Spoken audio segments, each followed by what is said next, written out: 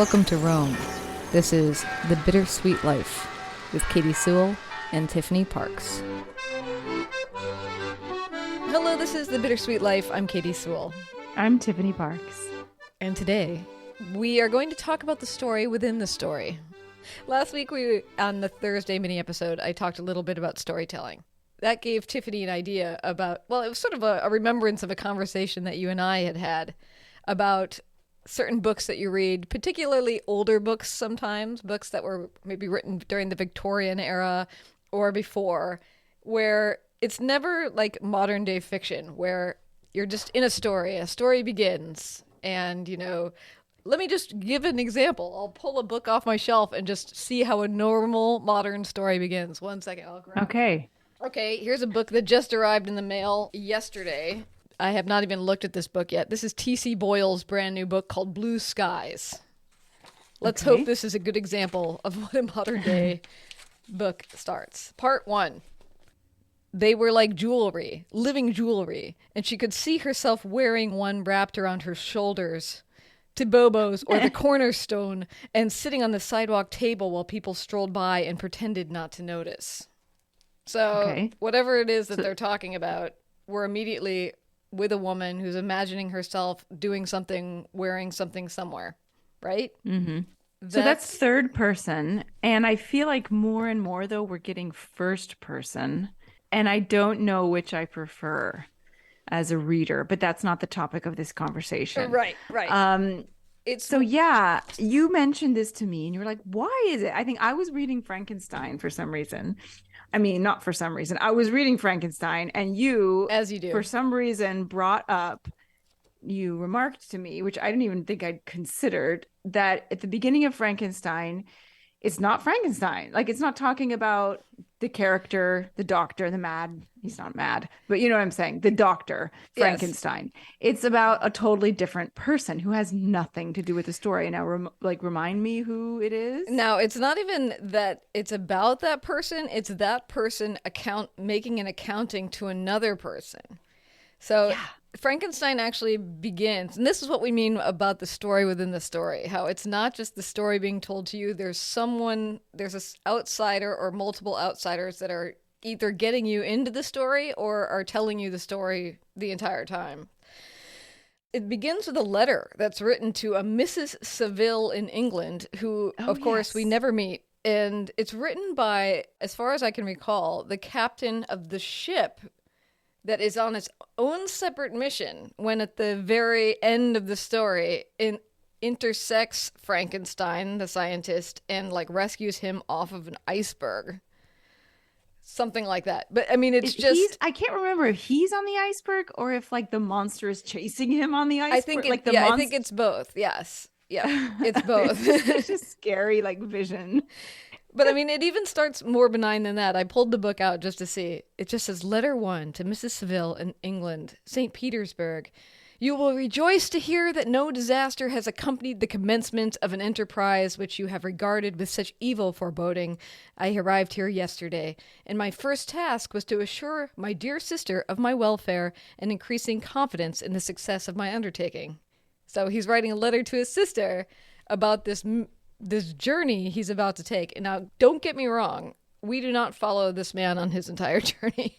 We through a few letters get to the point where he sees this guy and he rescues him and he gets to know him a bit. And then we go back into the story. But anyway, he rescues our scientist.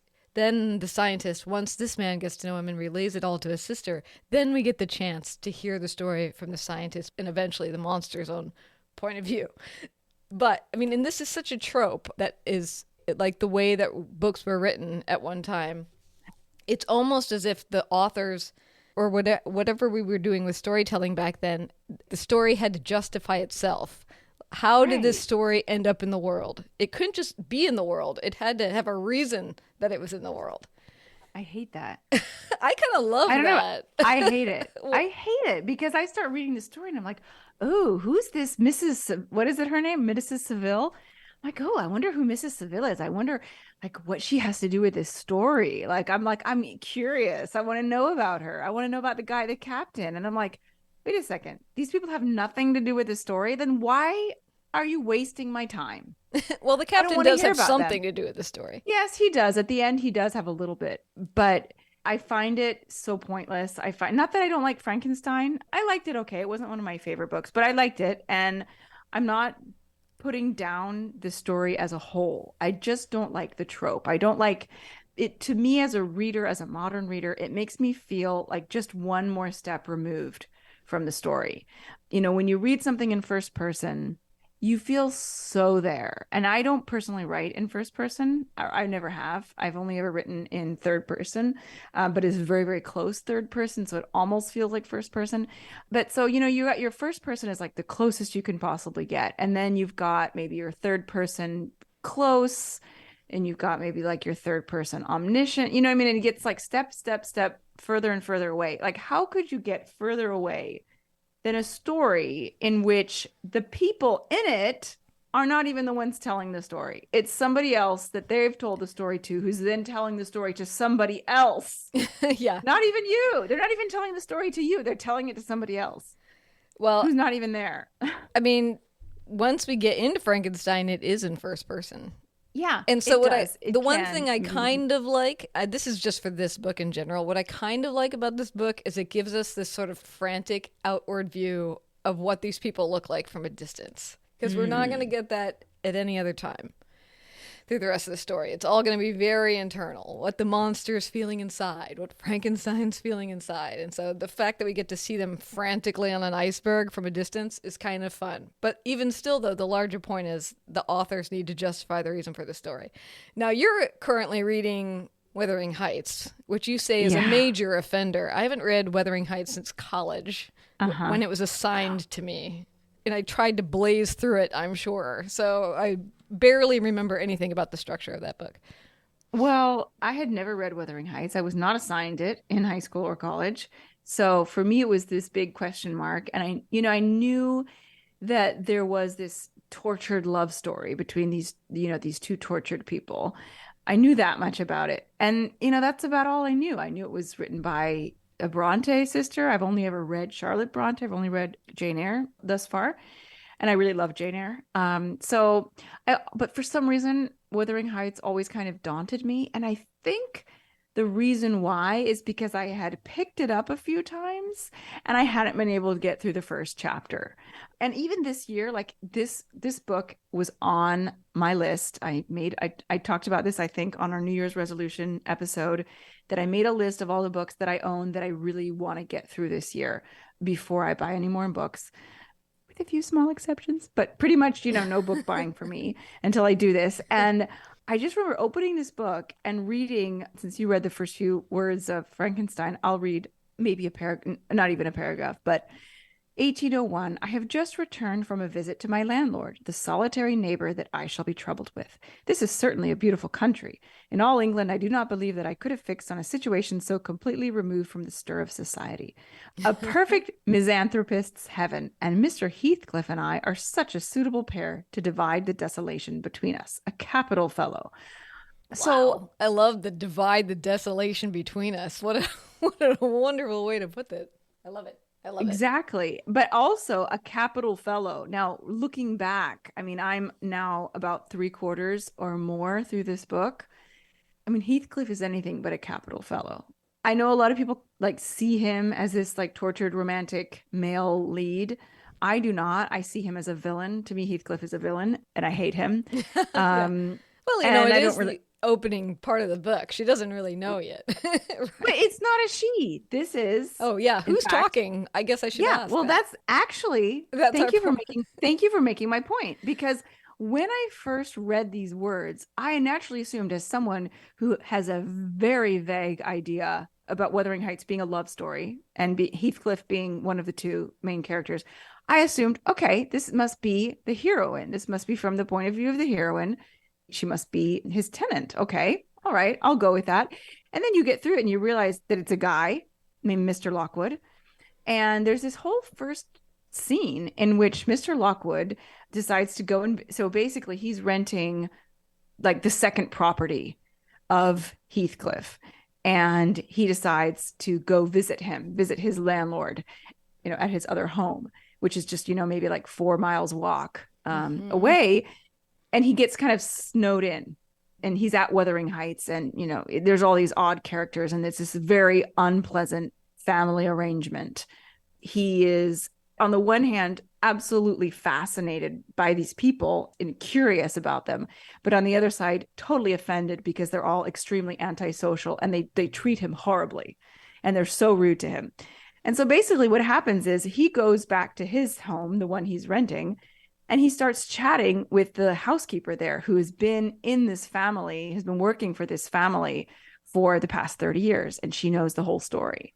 And he convinces her, and he gets kind of sick, right? So he's kind of like just like lying around recovering. And he convinces this woman to tell him the story. Right. So the whole story, which takes place really, it starts about 20 years before like the present day action, the 1801.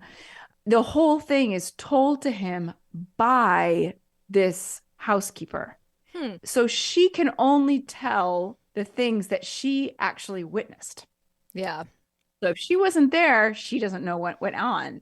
And so it's kind of also an unreliable narrator, because big chunks of the scenes are people talking to her. It's like 3 steps removed.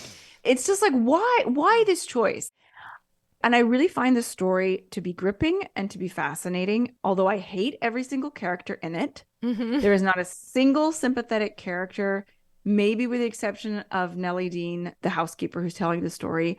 But I just feel like, why couldn't she have just told this from an invisible narrator? Did that exist back then? Because I know there are books from first person, because Jane Eyre is told in the first person, and she's telling her story, which I can get behind that. But is there a case where, okay, I want to tell a story about these 2 people who fell in love. I don't want it to be from either of their points of view. So invisible narrator, did they do that back then? Or did there always have to be this external person who's like, let me tell you a story, children? I have no idea. That's a fine question. If any of you are literary scholars, let us know. I just feel like every Victorian or earlier book I've read recently, okay, Jane Eyre, I was going to say Jane Eyre. I meant Jane Austen definitely does not do this. Well, I was going to ask, though, is she telling her story just to us, the reader, or is she telling her story to somebody else? I'd have to like go back and actually look, because maybe, I didn't notice. But I mean, for example, Pride and Prejudice, it starts right in the action. It's a truth universally acknowledged that, yes, I'm going to butcher this, but any gentleman of large fortune must be in want of a wife. And then all of a sudden you're in the Bennet's home, and the girls are, arguing, and Mr. Bennet is teasing Mrs. Bennet, and there's these rich gentlemen in town, and yada yada. And it starts right in, and it's third person as far as I can remember. No, yeah, it's definitely third person. So I just answered my own question. It does exist, but why? Why the need to make this giant step back? I mean, I'm sure it was just the style. I mean, I don't know the answer, but the publishing industry runs on what sells at the time, and maybe that's what sold. I'm not sure. Who can say? On the larger point of the storytelling aspect of it, what I do like about it, and why I consider those books kind of cozy books, is because they do have this storytelling aspect to them that's not trying to convince you this is a real thing happening, or it's telling you the story of something that happened, which in a way sort of appeals to me from this, kind of going back to what I talked about on Thursday, this storytelling aspect of things appeals to me. I used to have this friend who, this is a little bit of a leap, but I had this friend who really, really loved horror movies. Matthew Warner, he's the one that gave us some of our great audio dramas that we played on this show that are a little bit scary. So he used to like to watch horror movies, and I kind of didn't. I would watch them with him from time to time, but there was a way to go too far for me, things that I didn't want to see. However, it wasn't that I didn't want to know what happened in the story, because especially if it was some sort of cultural phenomenon. For instance, when the Saw movies came out, things like that, where a lot of people are talking about it and you see ads for it all the time, but you really don't quite get what's going on. And he and I would take walks together, and he'd be like, well, I don't want to ruin it for you. And I said, you're not going to ruin it for me, because I'm never going to see it ever. So tell me about it. And so we would take these walks, and he was able to recount like the entire plot, the step by step, everything that happened, the visuals. And for me, it was almost like I had seen the movie, but then I didn't actually have to suffer seeing the movie. And maybe in some ways it was even scarier. It's in my own head now, and we're out in the middle of the dark walking around, you know? I love that kind of thing when you can sit with somebody else and they tell you a tale, whether it's something from their own life, and even better when it's not, when it's like a story that's like a fable. And I just don't feel like we do that as much anymore. And I wonder, I mean, the reason I bring this up is I wonder if part of the reason that books and things were written like that back then is that they would have spent a lot more time sitting around telling stories to each other and playing games and stuff, because they didn't have television, they didn't have radio, they didn't have like all the things that we have to distract ourselves with besides books, right? So I'm sure people spent more time recounting a story to each other. I mean, Wuthering Heights, this man falls ill, and now this housekeeper is like telling him the whole story of everything that's happened for the last 25 years. I mean, that could be drawn from their own real life experience about what one does when one is sick, you know? Yeah, that's a good point. I didn't think of it that way.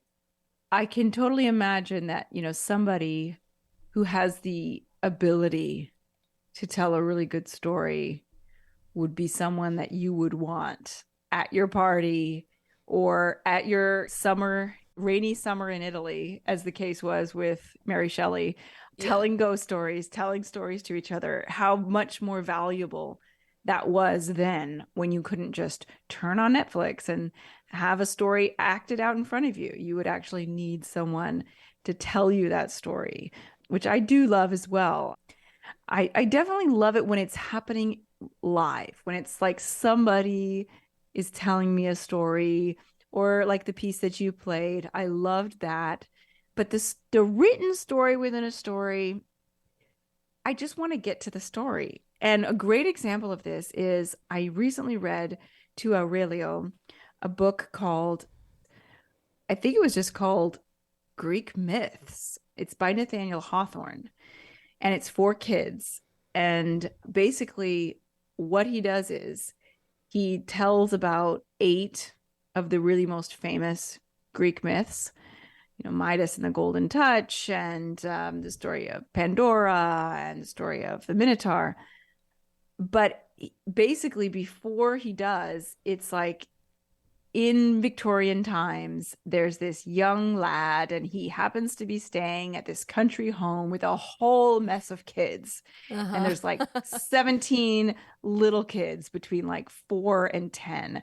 And he takes them out walking through the rolling hills of Western Massachusetts. And they sit down in like the field, and he'll tell them a story. And every single story has an introduction of him like, okay, you know, it's a beautiful autumn day. Let's go out and pick chestnuts and let me tell you a story. And then there's a wrap up. And I mean, not to diss Nathaniel Hawthorne. Again, it's like, I'm not here to criticize Mary Shelley and Emily Bronte and Nathaniel Hawthorne, because they are giants, obviously. But I just felt like this book, you know, is 250 pages, and 100 of those pages are absolutely thrown away on this lad who I couldn't give a rip about, and these little kids. and it's just every single time it was pointless. It's like, oh, it's snowing today, we're gonna have to stay in by the fire and read our and let me tell you our stories by the fire. And I'm like, who cares? Like, just get to the story. Yeah. And I was like, I think that was his way of saying like, listen, I'm dumbing these stories down for kids, and in order to do that, I'm going to have a character who's telling these stories to kids. But I just don't think it's necessary. It's certainly not necessary for a modern audience. But I do want to say, as kind of a fun thing, Tiffany, let's pretend that the story of your life today had to be told by some sort of random person on the outside. Oh. Let's hypothesize about who that person would be, who would be connected enough but would also be random enough that it would feel like it was the housekeeper telling your story. I mean, I have my obvious guesses, which would be your mother-in-law, you know, that would be or good. your father-in-law, My father-in-law is definitely the long-winded one. Yeah, so I can definitely see it being him. That would be the 700-page version. Yeah, but it would be so embellished because he always adds things to stories that are not true. And it's not like that he's trying to lie, but he likes to embellish a story.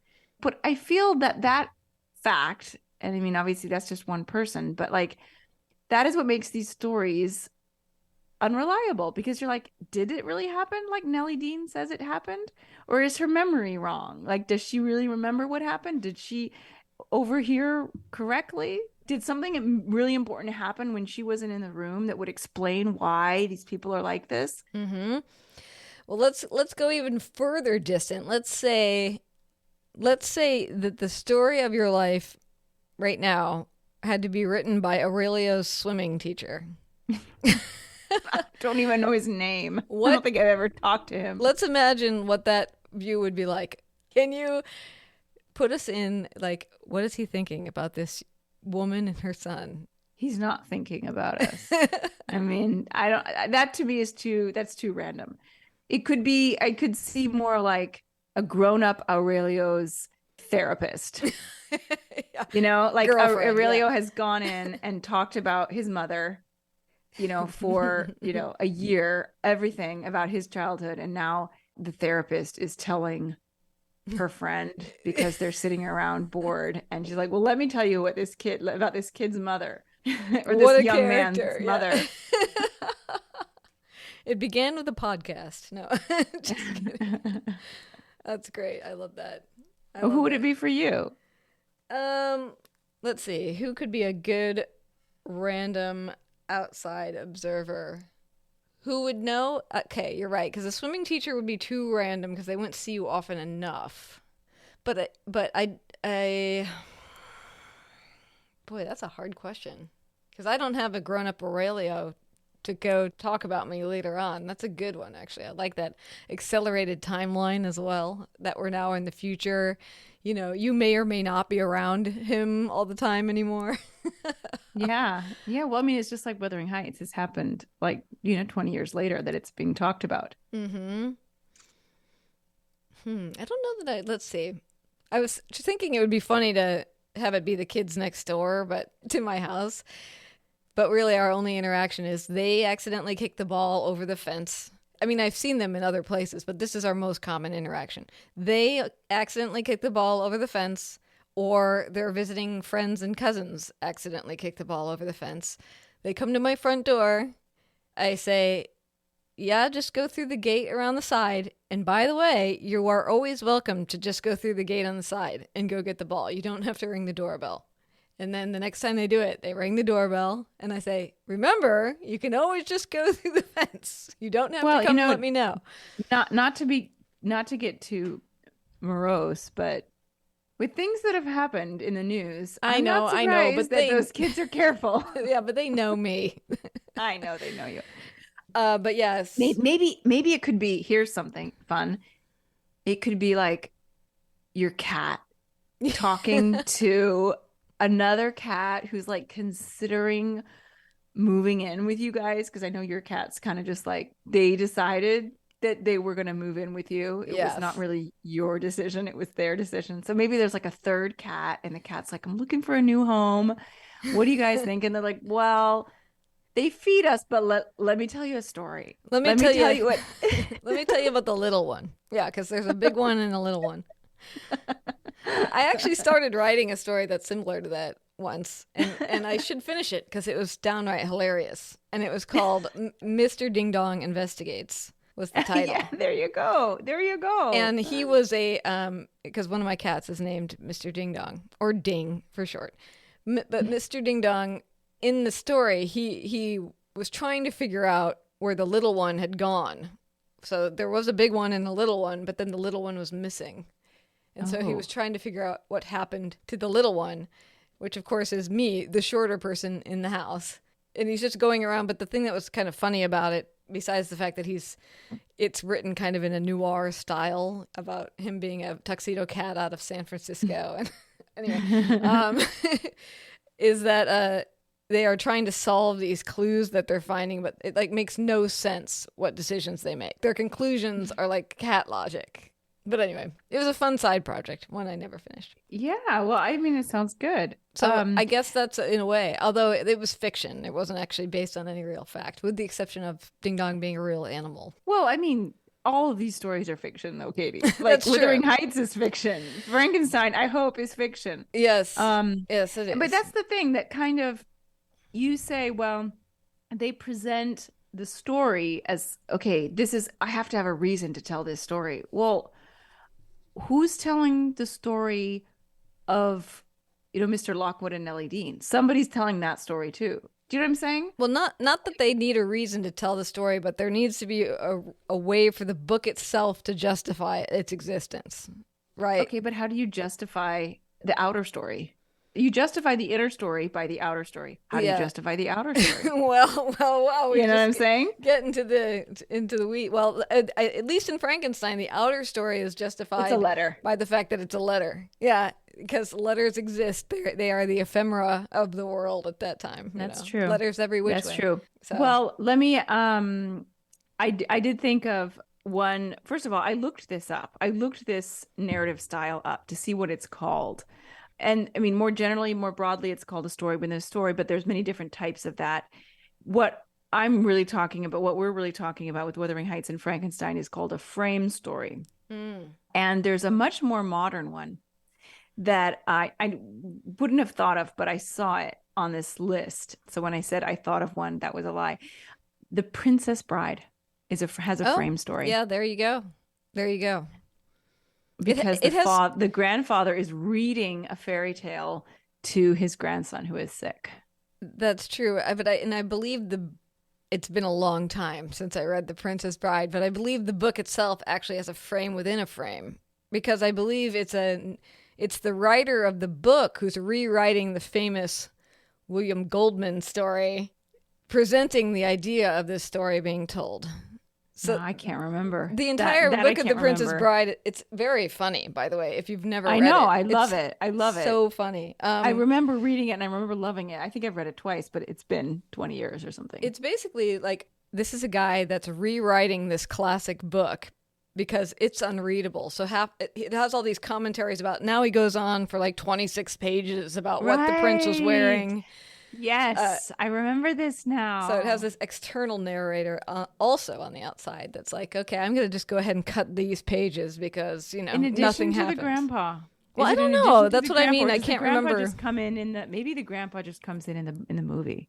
Yeah, that's what I can't remember. I don't remember if there's a grandpa. Probably not. But that's interesting. That's fun. That's fun. That is fun. Well, feel free to tell us what titles you've been reading that are the frame within the frame, perhaps? Or just a frame by a frame? Let's not go so many frames. How many frames? I wonder if there's a book with like 6 frames out. Like Inception, the dream within a dream within a dream. How deep can you go? How many dreams can you have within a dream? I mean, there's always the epistolary novel where, there could be like 6 or 7 different people writing. But yes, but at least it's not one within the other. Right. It's not all 6 or 7 different people writing while a clerk sits by and goes, another letter from Mrs. Jackson. Mrs. Jackson was a tall woman. Yeah. Yeah. Or someone's writing a letter and within their letter, they say, I just got a letter from my mother-in-law and she wrote. And then she writes out what her mother-in-law wrote. And then in her mother-in-law's letter, she says, I just had a letter from my best friend and she wrote. No, that would be, don't attempt that. Let's just leave that there. But if you do attempt it, send part of it to us and we'll read it on the show.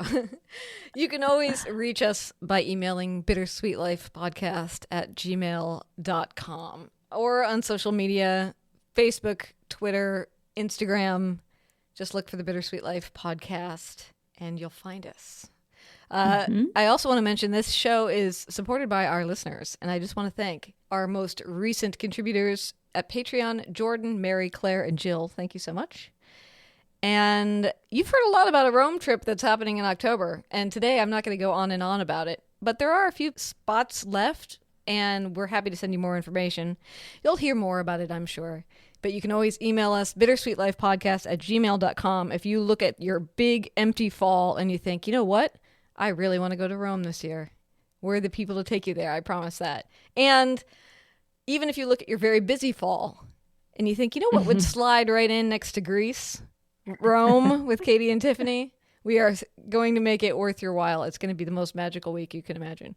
So, bittersweetlifepodcast@gmail.com if you want more information about coming to Rome with us. And until next time, this is The Bittersweet Life. Often a story within a story within a story within a story upon a world that's full of stories. It is true. And until next time, I'm Katy Sewell. I'm Tiffany Barks. Join us again. Bye.